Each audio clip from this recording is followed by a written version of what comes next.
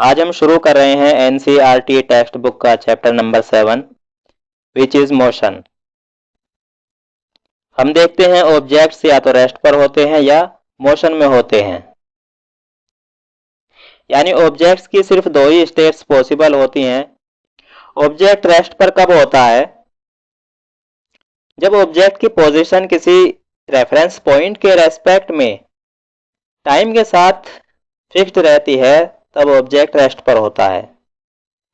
इसे हम इस तरह डिफाइन कर सकते हैं: fixed in position of an object with time with respect to a reference point is called rest।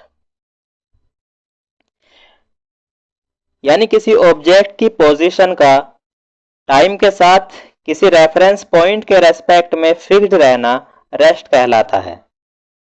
इसे हम इस तरह भी डिफाइन कर सकते हैं: When an object doesn't change its position with time with respect to a reference point, the object is said to be in the state of rest।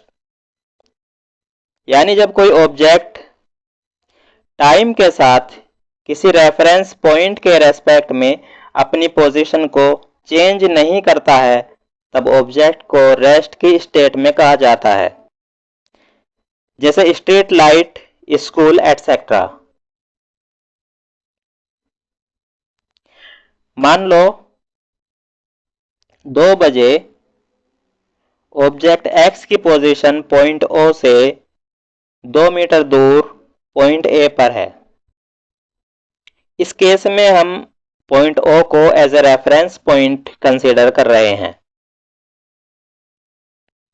अब अगर 2 बजे के बाद भी मान लो 3 बजे तक भी अगर ऑब्जेक्ट एक्स पॉइंट ओ से 2 मीटर दूर पॉइंट ए पर ही रहता है, तब हम कह सकते हैं कि ऑब्जेक्ट एक्स रेस्ट पर है। और एग्जांपल लेंगे,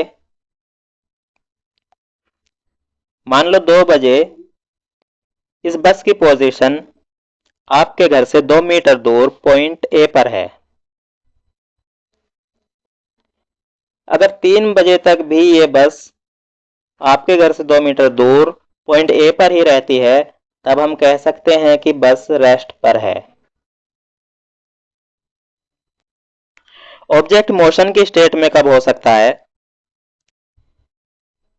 जब ऑब्जेक्ट की पोजीशन टाइम के साथ किसी रेफरेंस पॉइंट के रेस्पेक्ट में चेंज होती है, तब ऑब्जेक्ट मोशन की स्टेट में होता है।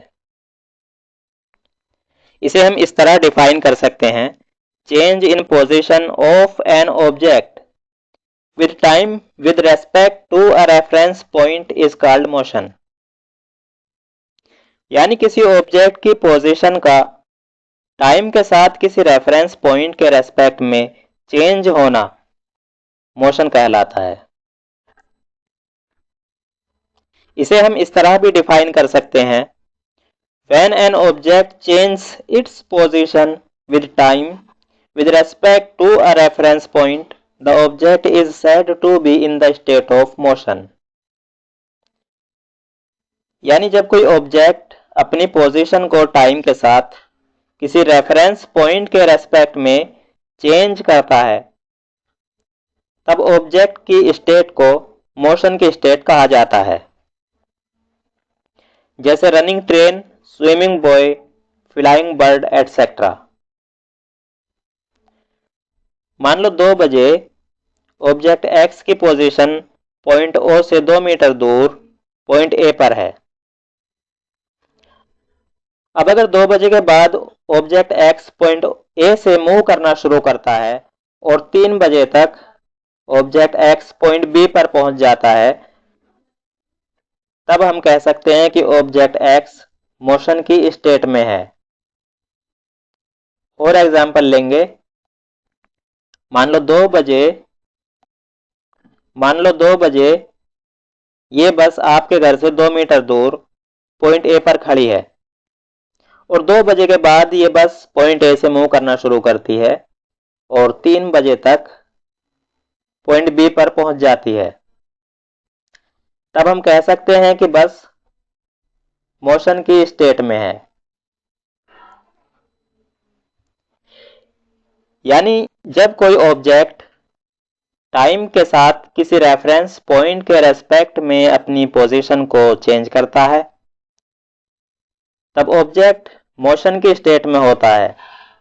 और अगर ऑब्जेक्ट टाइम के साथ किसी रेफरेंस पॉइंट के रेस्पेक्ट में अपनी पोजीशन को चेंज नहीं करता है, तब ऑब्जेक्ट रेस्ट की स्टेट में होता है। मोशन डिफरेंट टाइप्स की होती है, जैसे straight line motion, circular motion, vibrational motion etcetera. Straight line motion क्या होती है?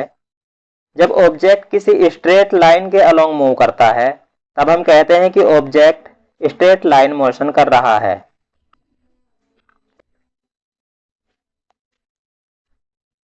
सर्कुलर मोशन क्या होती है? जब कोई ऑब्जेक्ट किसी सर्कुलर पाथ पर मूव करता है, तब हम कहते हैं कि ऑब्जेक्ट सर्कुलर मूव कर रहा है। लेकिन अगर ऑब्जेक्ट कभी बैकवर्ड मूव करता है, कभी फॉरवर्ड मूव करता है, तो ऑब्जेक्ट की इस तरह की मोशन को वाइब्रेशनल मोशन कहा जाता है। जैसे मोशन ऑफ स्विंग, जैसे मोशन ऑफ स्विंग। इस वीडियो में इतना ही।